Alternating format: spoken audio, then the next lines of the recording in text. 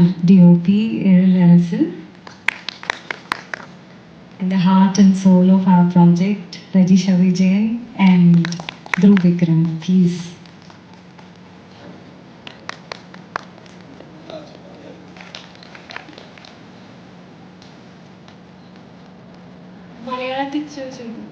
மலையாளத்தில் அவங்களாம் தமிழில் பேசினாங்க. இப்போ ആരി സെൽവരാജിന്റെ സിനിമകൾ തന്നെയാണ് അങ്ങയുടെ രാഷ്ട്രീയം. ഇത്രയും ജാതിക്കെതിരായി പറയുമ്പോൾ ഈ തിരുനെൽവേലി പോലൊരു സ്ഥലത്ത് ജീവിക്കാൻ അങ്ങേക്ക് ഒരിക്കൽ പോലും ഭയം തോന്നിയിട്ടില്ലേ? എപ്പോഴെങ്കിലും ഒരു ത്രെട്ട് ജീവിതത്തിൽ ഉണ്ടായിട്ടുണ്ട്? എന്തെങ്കിലും ഭീഷണികൾ? എനിക്ക് വന്നൊരു സംശയമുണ്ട്. രജിഷയ്ക്ക് മലയാളത്തിൽ ഇതേപോലത്തെ സിനിമകൾ കിട്ടിയിരുന്നെങ്കിൽ എങ്ങനെ ഉണ്ടായിരുന്നു? അവസരം കിട്ടാത്തതാണോ അതോ തമിഴിലേക്ക് തന്നെയാണ് കൂടുതൽ അവസരം കിട്ടിയിരുന്നത് കഥാപാത്രങ്ങൾ? അങ്ങനെയൊന്നും എനിക്ക് പറയാൻ പറ്റില്ല. நீங்களும் அவங்ககிட்ட இந்த பெர்ஃபெக்ஷனிஸ்ட் கிட்ட ஒரு காம்படிஷன் இருக்கா? காம்படிஷன் இருந்துச்சு. ஜாலி. அவர் ஒரு போஸ்ட் போட்டிருந்தாங்க, 8 அடியா இல்லை 16 அடியா பெருசு. அதை பார்க்கும்போது எப்படி ஃபீல் ஆச்சு? ஹாப்பியாக இருந்துச்சு.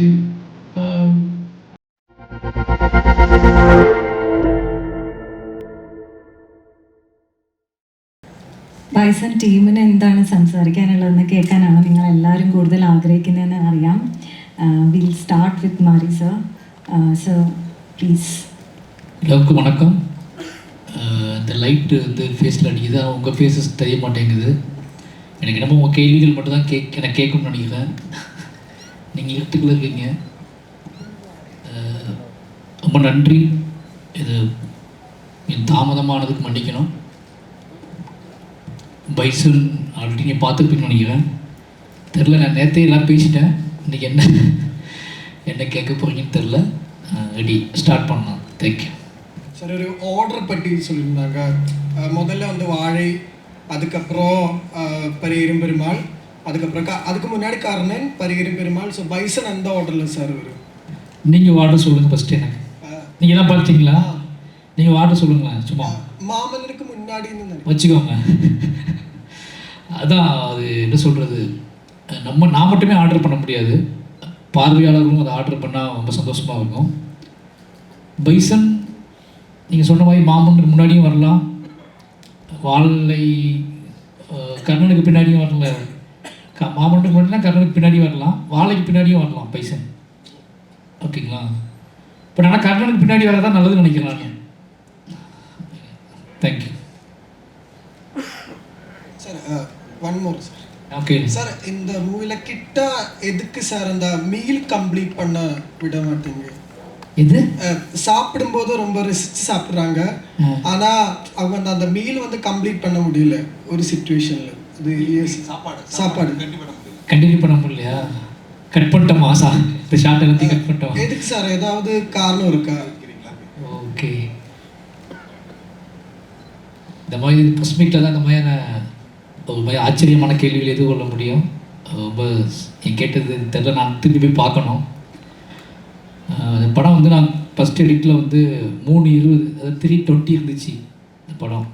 அப்போ என்னோடய ப்ரொடியூசர்ஸ் டீம் எல்லாம் வந்து கண்டிப்பாக 3:20 தாங்காது, நான் இன்னும் விலாவரியாகவே இந்த படத்தை எடுத்திருந்தேன். நிறைய சீக்வன்ஸ் எனக்கு பிடிச்ச சீக்வன்ஸ் இந்த படத்தில் வரல கொஞ்சம். இப்போ 2:48க்கு மாற்றும் போது நிறைய கட் பண்ணோம். ஓகேங்களா?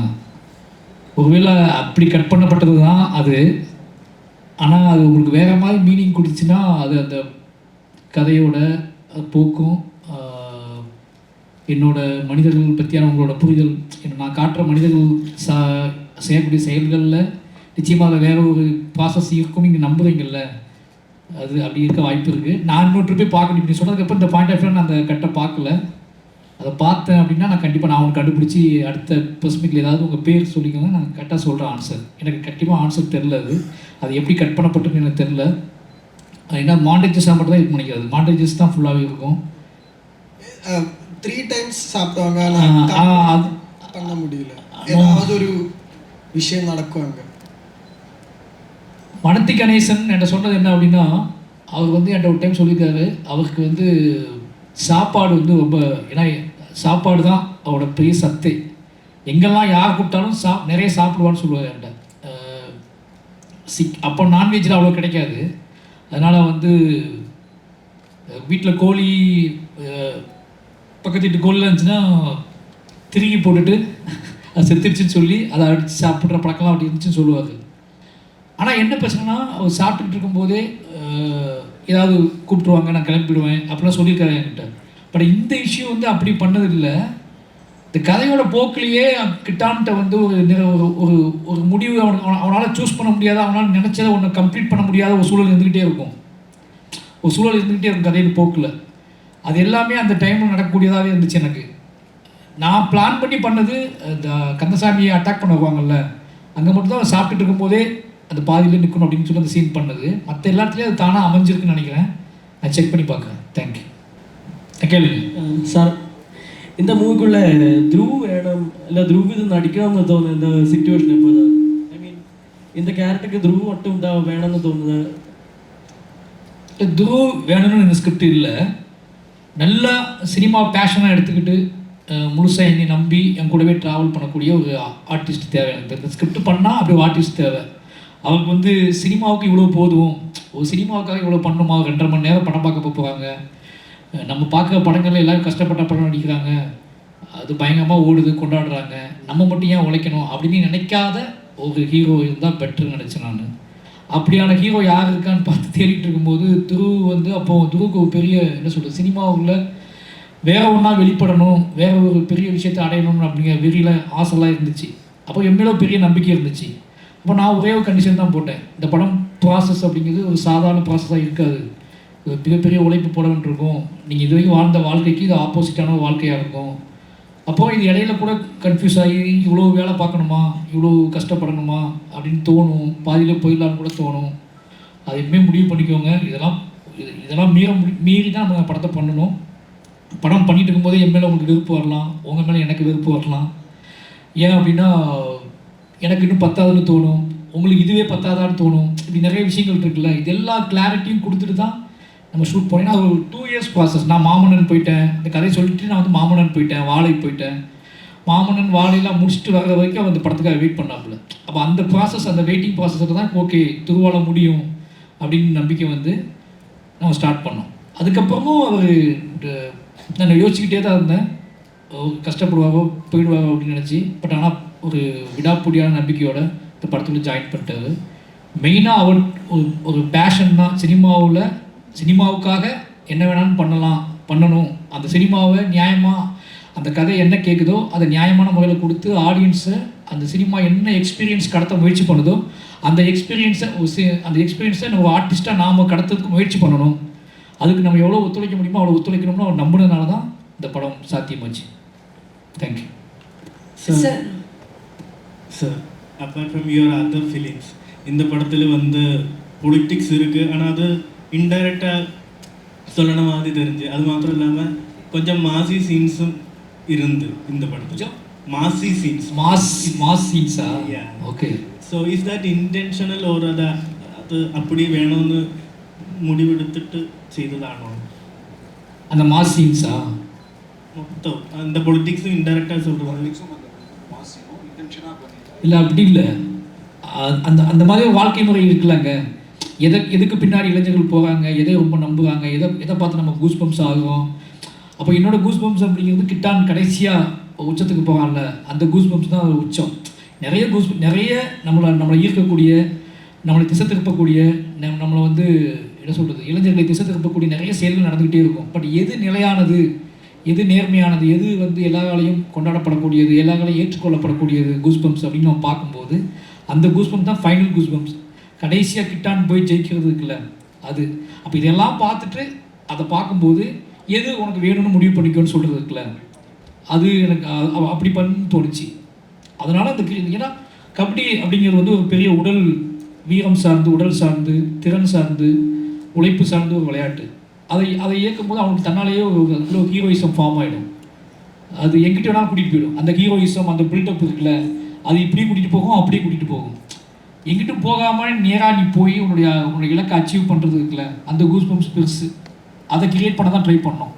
அதனால் நிறைய குட்டி குட்டியாக காமிச்சு ஃபைனலி நிலையான ஸ்டாண்டர்டான கூஸ் பம்ப்ஸ் எது, மனசுக்கு நெருக்கமான கூஸ் பம்ப்ஸ் எது அப்படிங்கிறத நிரூபிக்கிறது தான் அந்த படம்.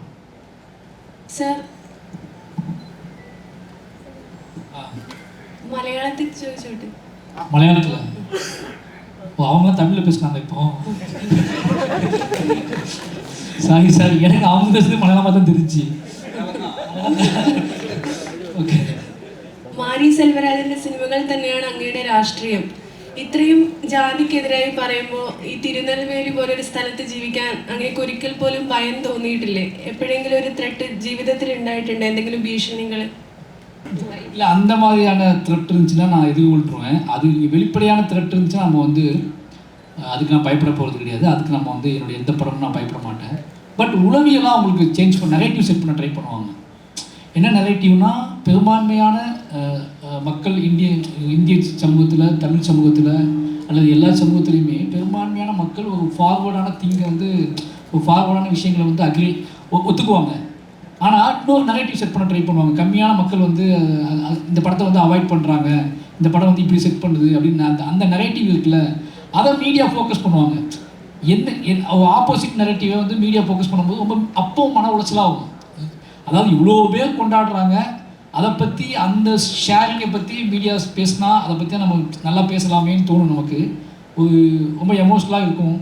ஆனால் எதை நம்ம காது கேட்கக்கூடாதுன்னு நினைப்போமோ அதை மீடியா கொண்டு வந்து நம்ம முன்னாடி நிப்பாட்டி, அங்கே ஒருத்தர் அப்படி சொன்னாரே அது உங்களை பாதிச்சிச்சா, இங்கே ஒருத்தர் சொன்னாரே அதுக்கு உங்கள் பதில் என்ன, என் கண்ணு முன்னாடி 50 பேர் பாராட்டிகிட்டு இருப்பாங்க, அதை விட்டுருவாங்க. அப்போ என்ன அப்படின்னா, அந்த நெரேட்டிவ் செட் பண்ணும்போது நம்ம மைண்டுக்கு என்னென்னா திருப்பி நம்ம வேலை செய்யும்போது டயர்டாகும். ஆனால் இதெல்லாம் தாண்டி தான் அடுத்த ஸ்கிரிப்டுக்கு போகன்றிருக்கு.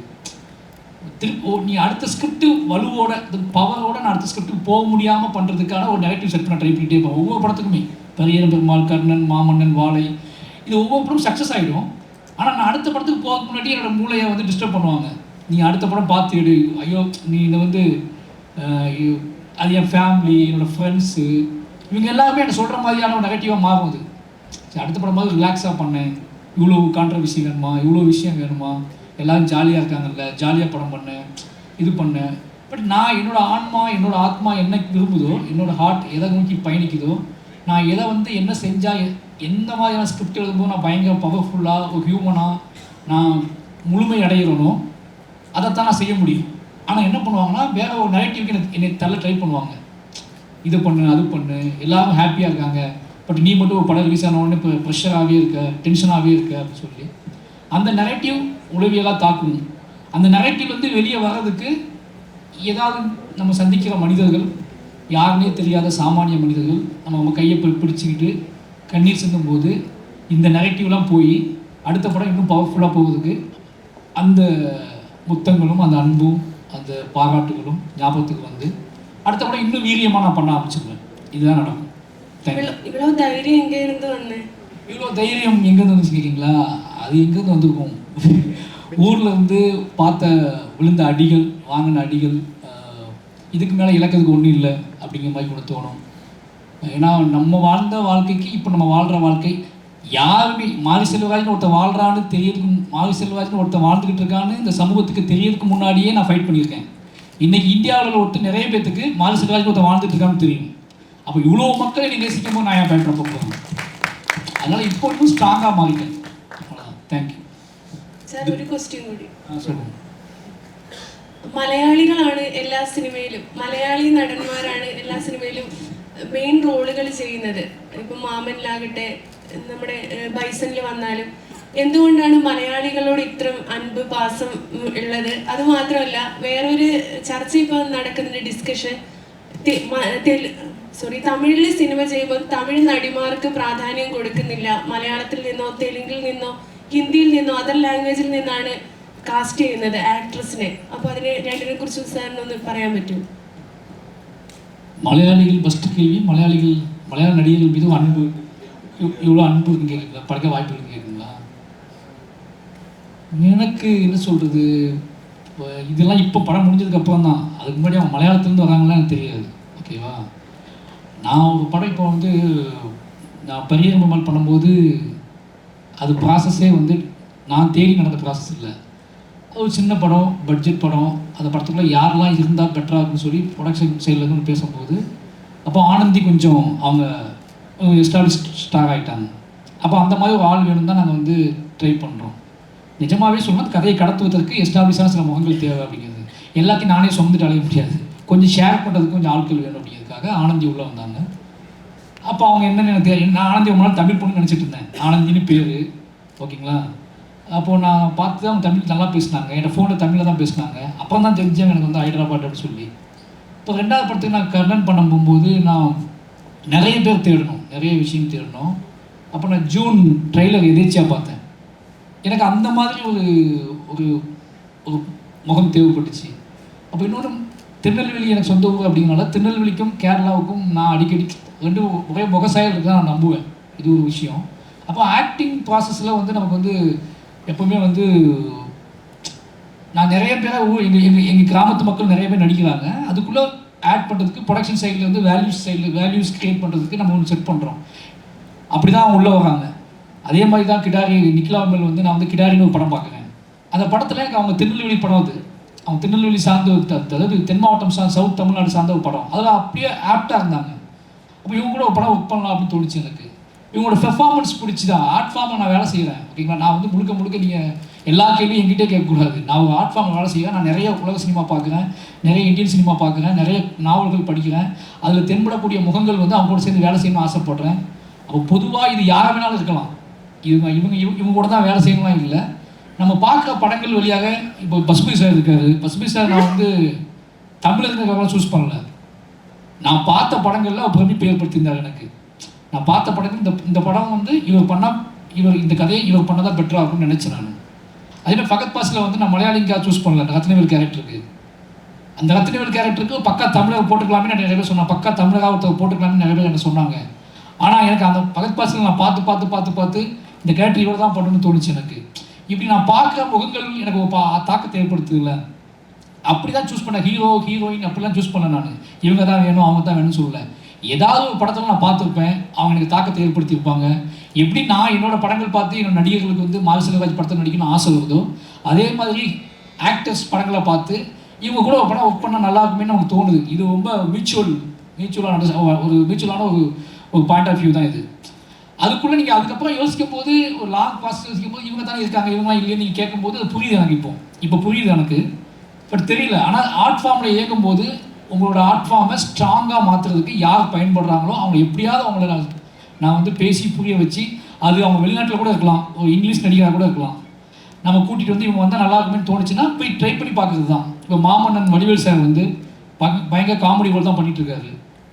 நான் அந்த கதைக்கு வடிவேல் சார் சொல்லும் போது யாருமே நம்பலை, என்னோடய டீம் நம்பலை, அவர் ஒத்துக்க மாட்டான்னு சொன்னார். நான் பல நாள் போய் உட்காந்து பேசி அவருக்கு புரிய வச்சு, இது நீங்கள் பண்ணால் தான் அந்த படம் நான் பண்ணுவேன்னு சொல்லி, வடிவேல் சார் பண்ணாலும் நான் மாமன்னன் பண்ணியிருக்கவே மாட்டேன், நான் வேறு கதை பண்ணியிருப்பேன். எனக்கு அப்படி தேவைப்பட்டாங்க.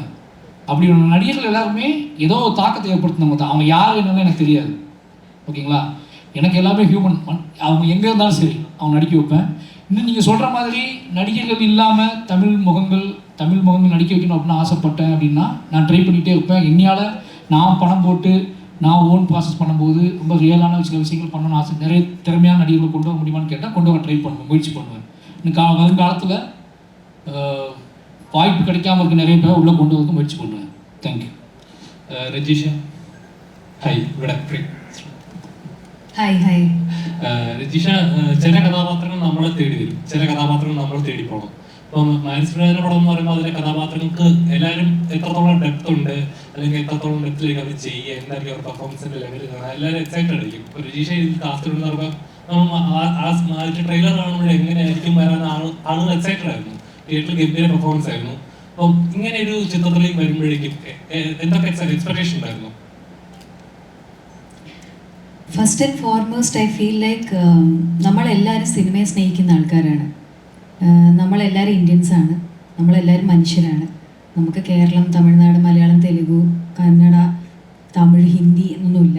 എവിടെ നന്നായിട്ട് അഭിനയിക്കാൻ സാധിക്കുമോ, എവിടെ നല്ലൊരു സിനിമ കിട്ടുമോ, എവിടെ നല്ലൊരു കഥാപാത്രം കിട്ടുമോ, അപ്പോൾ ഓടി ചെന്ന് പോയി അഭിനയിക്കുക എന്നുള്ളതാണ്.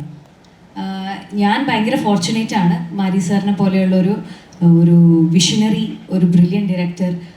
അദ്ദേഹം വീണ്ടും എന്നെ വിളിച്ചു.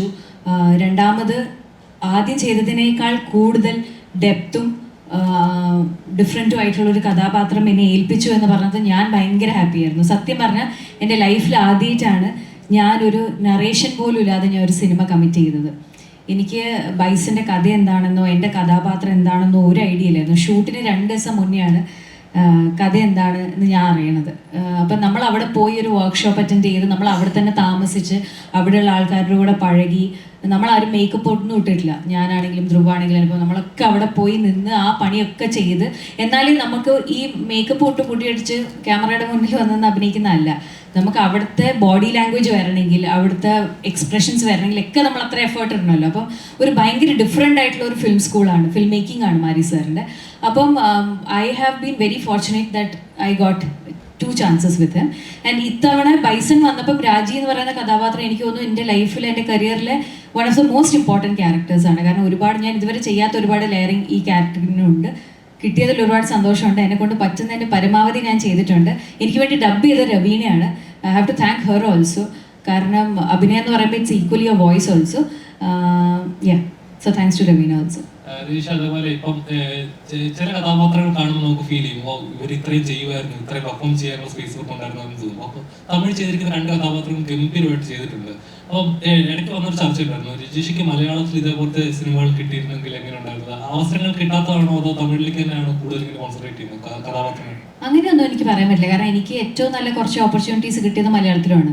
അനുരാഗരിക്കിൻ വെള്ളാണെങ്കിലും, ജൂൺ ആണെങ്കിലും, ഫൈനൽസ് ആണെങ്കിലും, ഇപ്പം ഞാൻ ചെയ്ത് അവസാനിപ്പിച്ച് വെച്ചിരിക്കുന്ന മസ്തിഷ്ക മരണമാണെങ്കിലും, എനിക്ക് തോന്നുന്നു ഒന്നാമത് നമ്മൾ ഒരുപാട് ആക്ടേഴ്സ് ഇവിടെ ഉണ്ട്, എല്ലാവരും ടാലൻറ്റഡ് ആണ്. അപ്പം ultimately the director is the one who's deciding. അവർക്ക് അവർ എഴുതിയിരിക്കുന്ന അവരുടെ മനസ്സിലൊരു മുഖം വരുമല്ലോ, ഇന്ന കഥാപാത്രം ഇതുപോലെ ഇരിക്കണം. അത് ചിലപ്പോൾ ഓൾറെഡി ഉള്ളവരായിരിക്കും, അല്ലെങ്കിൽ പുതുമുഖമായ ഒരാളെ ആയിരിക്കും തേടുന്നത്. അപ്പം ഇതൊക്കെ ഒരു ഡെസ്റ്റിനി പോലെ നമ്മൾ ചൂസ് ചെയ്യുന്ന മാത്രമല്ല, നമ്മളെയും ഇത് ചൂസ് ചെയ്യണം എന്നുള്ളത്. അപ്പോൾ ഇതൊരു മ്യൂച്വലി നടക്കുന്ന ഒരു കാര്യമാണ്.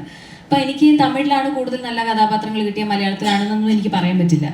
ഞാൻ അങ്ങനെ ഒരു ഡിഫറൻഷിയേറ്റ് ചെയ്ത് സത്യം പറയാൻ ഞാൻ കാണുന്നില്ല. ഇന്ന ഇൻഡസ്ട്രിയിൽ ഞാൻ ഇത്രയും സിനിമ ചെയ്യണം, ആ ഇൻഡസ്ട്രിയിൽ പോയിട്ട് ഇത്രയും സിനിമ, മരിക്കുന്ന അടുത്തോളം സിനിമ ചെയ്യണം, എവിടെയൊക്കെ നല്ല സിനിമ കിട്ടും, എവിടെയൊക്കെ നല്ല കഥാപാത്രം കിട്ടും, അതൊക്കെ ചെയ്യണം എന്നാണ് എൻ്റെ ആഗ്രഹം. Dhruv sir, when we talk about body transformation, your father is a godlike person in that. So இந்த படத்தில் உங்களுக்கும் அப்படி ஒரு டிரான்ஸ்ஃபர்மேஷன் இருக்கு. How was that? And Vikram sir ஏதாவது டிப்ஸ் சொல்லி പറഞ്ഞു தந்துட்டோம் body transformation? இல்லை, இந்த கேரக்டருக்கு என்ன தேவையோ அதை நான் பண்ண முயற்சி பண்ணேன். அண்ட் அங்கே இருக்கிற பசங்க அவங்களோட பில்டு எப்படி இருக்கும், அவங்க என்ன மாதிரி ஒர்க் அவுட்லாம் பண்ணுவாங்கலாம் பார்த்து அது ரொம்ப இயல்பாக செஞ்ச ஒரு விஷயந்தான். அது கான்ஷியஸாக நம்ம ட்ரான்ஸ்ஃபார்ம் ஆகணும்னு யோசிக்காமல் எப்படி இயல்பாக ஒரு கபடி பிளேயராக மாறணும்னு நினச்சிட்டு தான் பண்ண விஷயம் அது. திரு கிட்டனோட ஸ்போர்ட்ஸ் ஜேர்னியும் உங்களோட சினிமா ஜேர்னியும் தம்ம ரொம்ப சிமிலாரிட்டிஸ் இருக்குது. எல்லாருக்கும் தெரியும் கிட்ட ரொம்ப பொட்டன்ஷியல் இருக்குது, ஆனால் அவன் லிஸ்ட்டுக்குள்ளே வரல. உங்களோட சினிமாட்டிக் ஜேர்னியோட ஆரம்பத்துலேயுமே எல்லாருக்கும் தெரியும் உங்களுக்கு பொட்டன்ஷியல் இருக்குது, ஆனால் அது அவ்வளோ ஈஸியாக அமையலை. எப்பாவது நாம தான் கிட்டதான் நாம அந்த மாதிரி ஒரு அனாலஜி உங்களுக்கு ஃபீல் ஆயிருக்கா? அழகான கேள்வி, தேங்க்யூ ஸோ மச். அந்த மாதிரி நான் யோசிச்சதில்லை. ஆனால் நீங்கள் சொல்லும் போது எஸ், மேபி அந்த மாதிரி ஒரு ஆங்கிள் இருக்குது. எப்போவுமே இந்த மாதிரி ஒரு கேரக்டர் அவனோட கனவுக்காகவும் அவன் லட்சியத்துக்காகவும் அவன் போராடும் போது, ஒரு ஆக்டராக நம்ம அந்த மாதிரி ஒரு கேரக்டர் நம்ம பண்ணும்போது அது ஒரு செம்ம விஷயம் ஆக்சுவலாக. ஐம் வெரி ஹாப்பி உங்களுக்கு அந்த மாதிரி ஒரு சிமிலாரிட்டி தெரிஞ்சுதுன்னா ரொம்ப சந்தோஷம். தேங்க்யூ. இந்த டைனிங் டேபிள் சீக்வன்ஸ் இருக்குல்ல, இங்கே எனக்கு இது பழகிடுச்சுன்னு சொல்லியே அழுவீங்கல்ல, அப்போது நீங்கள் அழுதுட்டு பேசும்போது அப்படியே காஸ்பு எடுத்து அது ரொம்ப நேச்சுரலாக இருந்தது. உங்களோட அந்த மாதிரி ஒரு ஆள் இருந்த வலியை உங்களோட ஃபீல் பண்ண முடிஞ்சு அந்த மொமெண்ட்டில்? நிறைய பேர் அந்த சீன் பற்றி கேட்டிருக்காங்க.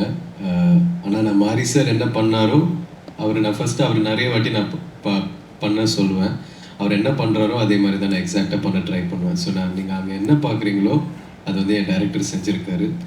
ஸோ அவருக்கு இருக்கிற அந்த ஸ்மைல், அவருக்கு எப்போ கண்ணீர் வருது, அவர் எந்த விதத்தில் இமோஷன்ஸை எக்ஸ்ப்ரெஸ் பண்ணுறாரு, வெளிப்படுத்துகிறாருன்றது வந்து நான் க்ளோஸாக பார்த்துட்டு தான் நான் பண்ண ட்ரை பண்ணுவேன். ஸோ அவர் வந்து ஒரு சீன் எக்ஸ்பிளைன் பண்ணும்போது உங்களுக்கு அந்த சீனோட வலியும் இமோஷன்ஸும் புரியும். அண்ட் அதை நீங்கள் உள்வாங்கிட்டு நீங்கள் பண்ணீங்கன்னா அது அந்த மாதிரி தான் நடந்துச்சு. கேள்விப்பட்டிருக்கேன் விக்ரம் சார் வந்து ஒரு புக்கில் என் முடி இவ்வளோ மில்லிமீட்டர் தான் இருக்கணும், ஏன் இதுதான் சாப்பிடணும். இப்போ படத்துல எல்லாம் ஒரு எக் ஒயிட் மட்டும் சாப்பிட்டு சார் ஒரு டே மட்டும் போயிருக்கு. நல்லா நீங்களும் அவங்கக்கிட்ட இந்த பெர்ஃபெக்ஷனிஸ்ட் கிட்ட ஒரு காம்படிஷன் இருக்கா? காம்படிஷன் வச்சு அந்த மாதிரிலாம் ஜாலி. அவர் ஒரு போஸ்ட் போட்டிருந்தாங்க 8 அடியா இல்லை 16 அடியா பெருசுன்னு சொல்லி. அதை பார்க்கும்போது எப்படி ஃபீல் ஆச்சு? ஹாப்பியாக இருந்துச்சு. ஒரு சரியான ஒரு ஃபீலிங் இல்லையா, அவர் வந்து அந்த மாதிரி ப்ரௌடாக ஃபீல் பண்ண முடிச்சு. എക്സ്ക്യൂസ് മീ ജിഷ, ഒരു ആർട്ടിസ്റ്റ് എന്ന നിലയിൽ ഏത് രീതിയിലുള്ള സിനിമകളും ചെയ്യണം, ഒരു ഭാഷ ഒരു ഹിൻഡ്രൻസ് അല്ല എന്ന് പറഞ്ഞിരുന്നത്. അപ്പം കോവർട്ടി ചെയ്ത് അത് ഓസ്കാർ നോമിനേഷൻസിന് സെലക്ഷൻ കിട്ടി. അപ്പം ഇതിൻ്റെ റിസൾട്ടാണോ, അത്തരം ഒരു സെലക്ഷൻ്റെ റിസൾട്ടാണോ? ഞാൻ ഭയങ്കര ഹാപ്പിയാണ്. കോവർട്ടി പോലെയുള്ള ഒരു ഷോർട്ട് ഫിലിം എനിക്ക് ചെയ്യാൻ പറ്റിയെന്നും അതിന് അങ്ങനെ ഒരു റീച്ച് കിട്ടി എന്നുള്ളത്. ലിജോ സാറാണ് അതിന് മെൻറ്ററായിട്ടുണ്ടായിരുന്ന റോബിൻ. എനിക്ക് തോന്നുന്നു ബേസിക്കലി ഒരു ആക്ടർ, ഒരു ഫിലിം മേക്കർ, ഒരു ഫിലിം സ്റ്റുഡൻറ്റ് എന്നുള്ള നിലയ്ക്ക് റിയലി ഡസ് നോട്ട് മാറ്റർ നമ്മൾ ഏത് ഭാഷയിലാണ് ചെയ്യുന്നത് എന്നുള്ളത്. നമ്മൾ അൾട്ടിമേറ്റ്ലി സെല്ലുലോയിഡിന് വേണ്ടി ക്രിയേറ്റ് ചെയ്യുന്ന മാജിക്കാണ്. So it's just about being a part of that magic. അപ്പോൾ അതെനിക്ക് എവിടെ നല്ല ഓപ്പർച്യൂണിറ്റി കിട്ടണേ ദൈവമേ എന്നാണ് എല്ലാ ദിവസവും അവിടെ പ്രാർത്ഥന. അപ്പോൾ അതെവിടെ കിട്ടിയാലും അത് ഓടിപ്പോവുക ചെയ്യുക എന്നുള്ളതാണ്. ഭയങ്കര സന്തോഷമുണ്ട് കോവർട്ടി ഇങ്ങനെ സെലക്റ്റഡ് ആയി എന്നുള്ളതിൽ എനിക്ക്. നിങ്ങളുടെ ഇൻ്റർവ്യൂസ് ഭയങ്കര ആൾക്കാർ എൻജോയ് ചെയ്യുന്നുണ്ട്. ദ വേ യു ടോക്ക്, അല്ലെങ്കിൽ ജോളിயாக இருக்கிற மாதிரி. സോ ഒരു റൊമാൻറ്റിക് കോമഡി സിനിമ ആക്ച്വലി കുറേ പേര് കമൻറ്റ് ചെയ്തിട്ടുണ്ടായിരുന്നു. And we are hearing one romantic cinema is coming with a big director. അപ്പോൾ ആ റൂമേഴ്സും ഉണ്ടോ? இல்லை, அந்த மாதிரி கன்ஃபார்மாக எந்த ஆப்பர்ச்சுனிட்டி ஒன்றும் வரல. அந்த மாதிரி படங்கள் பண்ண ஆசையாக தான் இருக்குது. நீங்கள் ஜோலி பர்சனா? யா, ஏன் ஜாலியாக ரொம்ப இருக்கும். ஜாலியான பையன். எப்படி இந்த இந்தியன் சீன் எல்லாம் ஷூட் பண்ணும்போது மாரி சார் கூட அந்த ஜாலி மேட்ச் பண்ணுறது? இல்லை, நீங்கள் சாரோட நீங்கள் ஒர்க் பண்ணும்போது சார் ஆக்சுவலாக அவர் பண்ணுற படங்கள் எல்லாமே வந்து அவர்கிட்ட இருக்கிற இன்டென்ஷன் நீங்கள் புரிஞ்சு உள்ளே போகும்போது உங்களுக்கு ஆட்டோமேட்டிக்காக அந்த எனர்ஜி வந்துடும். ப்ளஸ் சார் வந்து ஸ்பாட்டில் பயங்கர இன்டென்ஸாக எனர்ஜியாக இருப்பார். ஸோ நம்ம வந்து அங்கே ஜாலியாக இருந்தோம்னா அதுக்காகாது. நம்ம வந்து கொஞ்சம் சீரியஸாக அவருக்கு என்ன தேவையோ நம்ம கொடுக்கணும் இல்லையா. ஸோ அதனால் நம்ம கொஞ்சம் மாற வேண்டியதாக இருக்குது கேமராக்காக.